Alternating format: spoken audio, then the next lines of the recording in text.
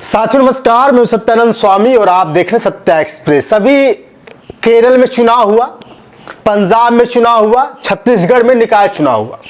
और आपको बता दूं कि निकाय चुनाव को लेकर के जिस तरह से केरल, पंजाब और छत्तीसगढ़ में सरगर्मी थी, लोग कह रहा था कि भैया इस बार भी भाजपा ही निकालेगी।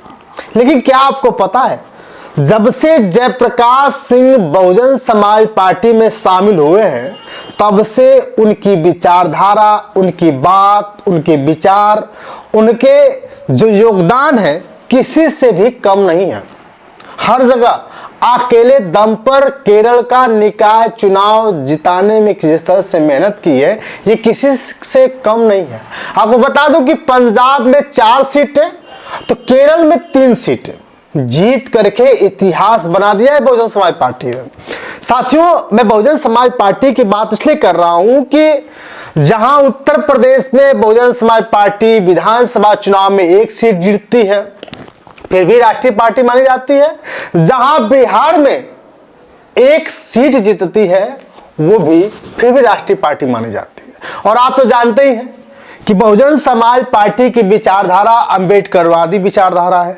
बाबा साहब संविधान में बहुत सारी चीजें लिख कर गए, मानव कांसी राम साहब जगा के गए, लेकिन जिस तरह से लागू करवाने की पूरी तरह से कोशिश रही बहन कुमारी मायावती जी की, फिर भी बहन कुमारी मायावती जी को कोई समझ नहीं पाया। लोग अलग अलग तरह से झंडे निकाल दिए, लोग अलग अलग तरह से पार्टियां बना ली, संगठन बना लिए, और संगठन बनाने और का क्या नतीजा हुआ आप तो जानते ही हैं। भीम आर्मी जब संगठन बनाई गई थी तो लोग कह रहा था भैया बहुजन समाज पार्टी का साथ देकर के किसी भी हाल में, बहुजन समाज पार्टी का साथ देकर के किसी भी हाल में भीम आर्मी बहुजन समाज पार्टी को झुकने नहीं देगी।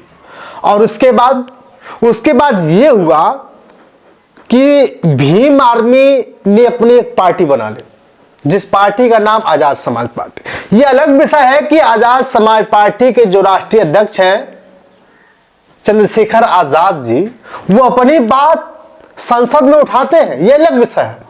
लेकिन किस तरह से उठाते हैं, ये भी सोचना और समझना जरूरी है। माननीय कांसी राम साहब के पास कम सीट हुआ करती थी, फिर भी वो कहते थे कि हमारे पास इतनी सीटें, मुझे बोलने का मौका दिया जाए।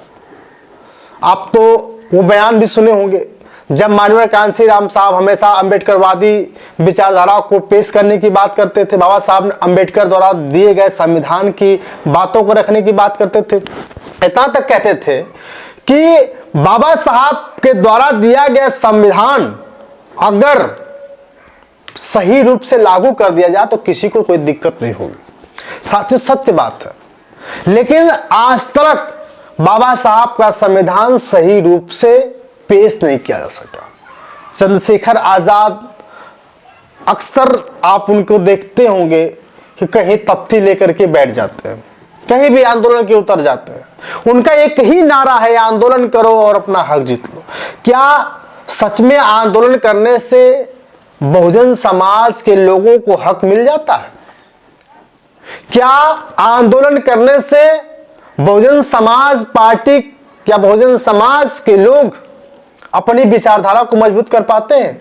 जो हक उन्हें चाहिए, क्या वो हक मिल जाता है? क्या SC ST को न्याय मिल पाता है?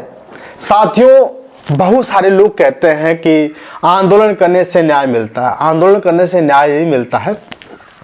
लेकिन चंद्रशेखर आजाद, रावण की यही विचारधारा रही। लेकिन एक व्यक्ति खुलेआम चंद्रशेखर आजाद का विरोध करता हुआ दिखाई दे रहा है, वो भी अंबेडकरवादी विचारधारा का, वो भी दलित व्यक्ति है, जो चंद्रशेखर आजाद जी का विरोध कर रहा है खुलेआम। और सरकार से मांग करेंगे कि ऐसे दरिंदे को संसद से बाहर किया जाए, उसकी सदस्यता रद्द की जाए और आजाद समाज पार्टी को रद्द करने का काम करे, उसकी मान्यता को। हम ये बात करेंगे।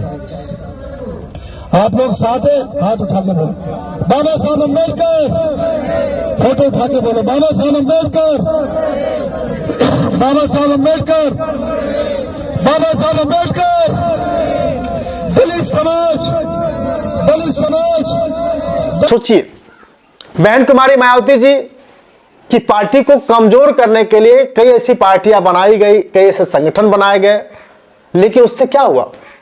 क्या बहुजन समाज पार्टी मजबूत नहीं हो पाई? साथियों, जयप्रकाश सिंह का जब पार्टी से अलग हुआ करते थे तो बहुत सारे लोगों के मन में ठेस था, भैया जयप्रकाश सिंह को ले लेना चाहिए। लेकिन जयप्रकाश सिंह ने केरल में अकेले दम पर 3 सीटों को निकालने में पूरी तरह से प्रयास किया था और आपने देखा 3 सीटें जीत गई।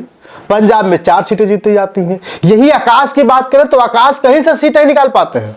भले ही आकाश को लोग कहते हैं कि हमारे आइडियल है, भले ही युवा उनके लिए दौड़ पड़ते हैं, लेकिन हमेशा से जयप्रकाश कहते रहे कि ऊपर आकाश कर दो, नीचे जयप्रकाश कर दो, हम दोनों लोग मिल करके काम करेंगे।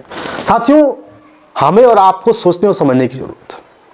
बहुजन समाज पार्टी दमखम से चुनाव लड़ती है, हार जाती है, लेकिन जो 26 का पंचायती चुनाव आ रहा है, इस पंचायती चुनाव में भी बहुजन समाज पार्टी को देखिएगा दमदारी से चुनाव लड़ेगी।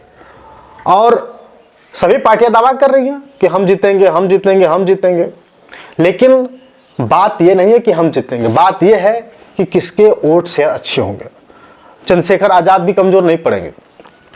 27 के चुनाव में देखना बाकी होगा कि क्या कुछ होगा, लेकिन आपको बता दूं कि बहुजन समाज पार्टी ने केरल में जीत करके ये एक इतिहास बना दिया है कि आने वाले समय उत्तर प्रदेश में भी हम बहुत कुछ करेंगे। पंचायत का चुनाव है, पंचायत चुनाव में बहुजन समाज पार्टी को देखा जाएगा।